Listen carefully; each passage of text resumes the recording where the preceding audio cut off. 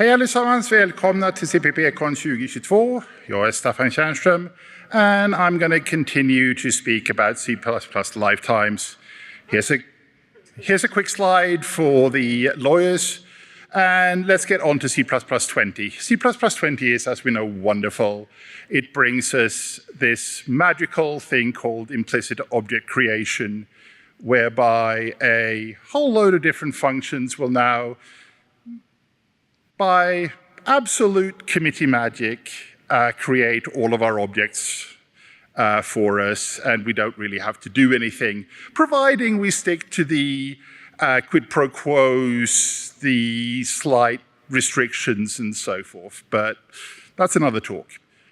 So the standard Ds that enables this is, in my mind, just absolutely beautiful and totally magical. Basically, what it says is, if you were in a pain of having undefined behavior because your object wasn't created and you followed the rules, then you are perfectly okay, it's all perfectly defined, and the problem never existed.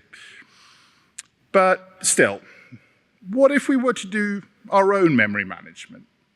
What if we attempt to read data in from a file, or get a message on a message queue, or our system library authors just didn't annotate the fact that mmap needs to create objects?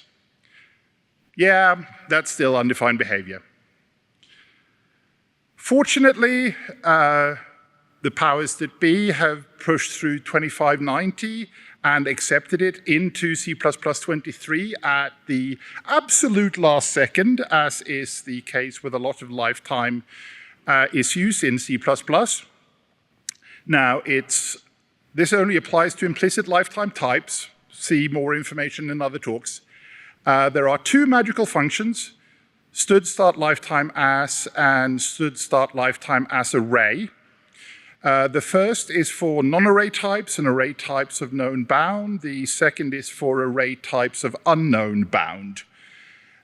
Since things were accepted in at the very last second, there are still some outstanding design questions, but they'll probably get sorted out with national body comments if they're needed. So the functionality is still a little bit fluid, but it'll get there.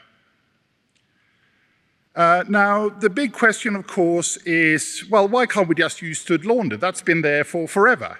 Well, stood laundered doesn't create objects, nor does it start lifetimes.